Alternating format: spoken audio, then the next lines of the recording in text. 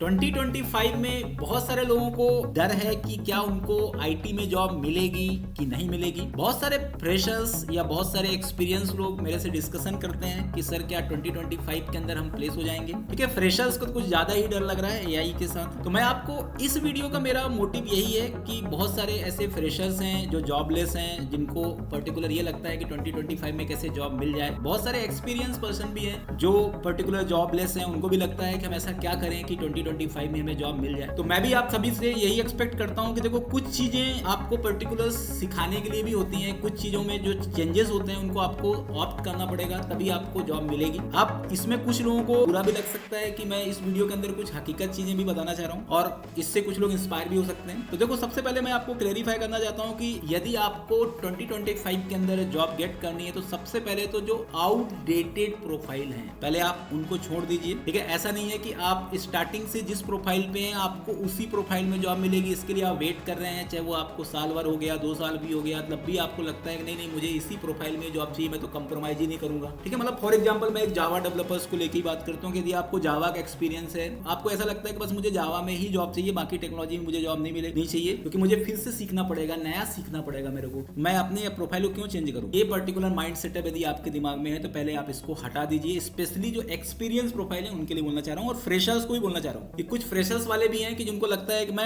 आपको, देखो जावा की बुराई नहीं कर रहा हूँ, मैं एक एग्जांपल दे रहा हूँ कि मान लो आप जावा यदि आपने सीखा तो आपको लगता है कि आपको जावा डेवलपर्स में ही या बैकएंड डेवलपर्स आपने सीखा तो आपको लगता है कि सिर्फ बैकएंड डेवलपर्स के अंदर ही आपको जॉब मिलेगा। एक मॉडल तो ये हो गया। दूसरा मॉडल्स मैं बताता हूँ, कुछ लोग, कुछ पर्टिकुलर ऐसे स्टूडेंट होते हैं जो अभी भी ट्रेडिशनल अप्रोच पे चल रहे हैं, जो 2010 में जैसी जॉब मिलती थी उस तरीके का स्टाइल आज भी फॉलो कर रहे हैं। वो कि सिर्फ वो जावा कोर्स सीख लेते हैं या पाइथन कोर्स सीख लेते हैं, थोड़ा बहुत टूटा फूटा डीएसए सीख लिया और बस अपना रेज्यूमे बनाया, वो भी रेज्यूमे भी पर्टिकुलर किसी दोस्त से बनवा लिया और वापस उस रेज्यूम को लेकर के आप कंपनी के अंदर जाते हैं, वहां पर अप्लाई करते हैं, किसी भी टाइप का कॉल नहीं आता है, 5-6 महीने आप इसके लिए स्ट्रगल करते हैं, डिमोटिवेट हो जाते हैं और फिर आप दूसरे सेक्टर में को ज्वाइन कर लेते हैं। ठीक है, मतलब आप अपने सेक्टर को से आपका पूरा का पूरा जो ध्यान है वो पूरी तरह से डिटैच होने लग जाता है। तो इस प्रॉब्लम का सोल्यूशन ये है कि देखो, मैं आपको क्लियरिफाई करना चाहता हूं कि सिर्फ बेसिक स्किल्स से आपकी जॉब नहीं लगने वाली है, बेसिक स्किल्स की डिमांड अब नहीं है, अब आपको स्पेशलाइजेशन पे काम करना पड़ेगा। अब आपको, यदि आपको डोमेन देखना पड़ेगा, अब आपको टेक्नोलॉजी नहीं देखना है, आपको वेब डोमेन देखना है, आपको मोबाइल एप्लीकेशन डोमेन पे जाना है, आपको क्लाउड डोमेन पे जाना है, आपको ऑपरेशंस या डेवऑप्स डोमेन पे जाना है, या आपको क्यूए डोमेन पे जाना है, डेटा साइंस में जाना है, एमएल में जाना है। इस तरीके से आपको सोचना पड़ेगा। अब आपको किसी टेक्नोलॉजी के पीछे नहीं पड़ना है कि आपको बस जावा ही सीखना है या आपको डॉटनेट ही सीखना है, आपको पाइथन ही सीखना है। मैं आपको बता रहा हूं, जैसे फुल स्टैक वेब डेवलपमेंट में जाना है तो आपको फुल स्टैक सीखना होगा। अब आपको सिर्फ जावा कोर सीख कर काम नहीं चलने वाला है। यदि आपको जावा भी सीखना है तो आप जावा फुल स्टैक सीखो और जावा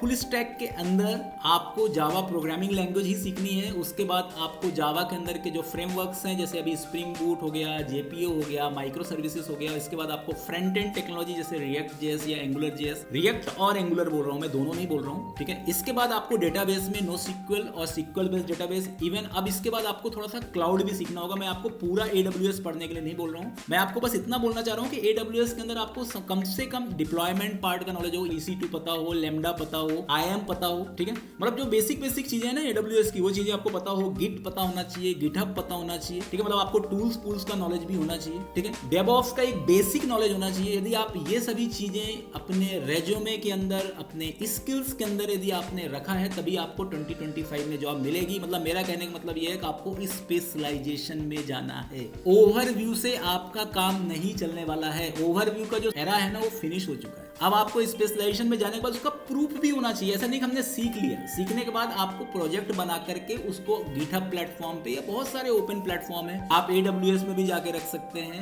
मतलब डिप्लॉय कर सकते हैं, गिटहब में जाकर के डिप्लॉय कर सकते हैं। बहुत सारे ओपन सोर्स कम्युनिटी है, ओपन सोर्स टूल्स है, वहां पे जाकर आप डिप्लॉय करिए और वो अपने रेज्यूमे में जाके मेंशन करिए। ठीक है, अब मैं आपको जावा के एग्जांपल देके बताया, वैसे आप पाइथन फुल स्टैक के लिए प्रिपेयर हो, मतलब वेब डेवलपमेंट। मैं नहीं बोल रहा हूं कि आप वेब डेवलपमेंट भी सीख लो, ऐप डेवलपमेंट भी सीख लो। मैं बोल रहा हूं कि आपको यदि वेब डेवलपमेंट सीखना है तो उसमें फुल स्टैक में सीखो। एक ओल्ड टेक्नोलॉजी सीखो और एक बैकएंड में न्यू टेक्नोलॉजी सीखो। जैसे आपने ओल्ड टेक्नोलॉजी में जावा सीख लिया, अब न्यू टेक्नोलॉजी में आप नोड जेएस भी सीख लो। तो उससे फायदा आपको ये होने वाला है कि यदि आपको नोड जेएस भी आता है, जावा भी आता है, क्योंकि एक्चुअली क्या रहता है कि बहुत सारे आईटी कंपनी के अंदर आजकल हाइब्रिड डेवलपमेंट हो रहा है। उसमें कुछ काम जावा का है, कुछ काम नोड का है। अब आप कुछ लोग तो वीडियो देख रहे होंगे जो इसको निगेटिव दे रहे होंगे, वो मेरे को कमेंट भी करेंगे कि हम क्या पूरा सीख लें। हम तो फ्रेशर हैं। भैया आप फ्रेशर एक्चुअली क्या है, कंपनी की एक्सपेक्टेशन यही है कि आप फ्रेशर हैं, इसका मतलब ये नहीं है कि अब आप बेसिक पढ़ के आप जाएंगे, क्योंकि फ्रेशर्स में भी बहुत सारे ऐसे फ्रेशर आपके कंपटीटर हैं जिनको ये सब आता है। तो सीधी सी बात है, जब आपको नहीं आता है और उनको आता है और वो भी फ्रेशर है, आप भी फ्रेशर हो, तो कंपनी किसको प्रायोरिटी देगी? उनको प्रायोरिटी देगी, आपको प्रायोरिटी नहीं देगी। इसीलिए आज के डेट में क्या है, बहुत कम लोगों को जॉब मिल रही है, क्योंकि कंपनी की एक्सपेक्टेशन क्या है, स्पेशलाइजेशन की है कि आपको एटलीस्ट आपको 2 बैकएंड होना चाहिए, एक सिंगल फ्रंट एंड होना चाहिए, आपको क्लाउड का नॉलेज होना चाहिए, डेवऑप्स का बेसिक नॉलेज होना चाहिए, आपको टूल्स के नॉलेज होना चाहिए, ठीक है, आपका एप्लीकेशन डिप्लॉयड होना चाहिए, कम से कम एटलीस्ट 2 एप्लीकेशन, और आपका रेज्यूमे के अंदर ये सभी फुल प्रूफ लिखा होना चाहिए, और उन सभी के लिंक्स भी आपके पास होना चाहिए, आपका एक कंप्लीट पोर्टफोलियो होना चाहिए। आप मेरा सजेशन मानिए, यदि आप इस तरीके से प्रिपरेशन करेंगे तो डेफिनेटली 2025 के अंदर आपको जॉब लगेगी। यदि आप पुराने ढर्रे पे चलेंगे तो आपकी जॉब नहीं लगेगी। अब आप सोचते हो कि इतने सारे चीजों को प्रिपरेशन हम कैसे करें, तो इनके लिए प्रिपरेशन करने के लिए आप एक पर्टिकुलर लिस्ट, एक पर्टिकुलर टाइम फ्रेम बनाइए। देखो, अब मैं आपको ये भी दूसरा टॉपिक भी क्लेरिफाई करना चाहता हूँ। ये भी बहुत सारे लोगों को लगता है कि कितना समय हमें लर्निंग में देना चाहिए, कितने समय में हम ये सब चीजें सीख सकते हैं। तो देखो, कोई भी टेक्नोलॉजी सीखनी है ना, जैसे फॉर एग्जांपल मैं आपको एक एग्जांपल देता हूं कि आप गवर्नमेंट जॉब के ग्रेड 3 या ग्रेड 2 के प्रिपरेशंस के लिए 6 साल, 5 साल, 4 साल, 3 साल, 2 साल मिनिमम देते हो। तो क्या आईटी की प्रिपरेशंस के लिए आप क्या चाहते हो कि बस आपने कॉलेज से बाहर निकले और 2-3 महीने, 4 महीने, 6 महीने में आपकी जॉब लग जाएगी? और आप यदि ऐसे पर्टिकुलर नेगेटिव पड़े रहोगे और उस चीज को भी आप काउंट करोगे कि मैंने जुलाई 2024 में मेरी डिग्री खत्म हुई, अभी तक मेरी जॉब नहीं लगी, तो आप जुलाई 2024 से लेकर अभी तक आपने किया क्या?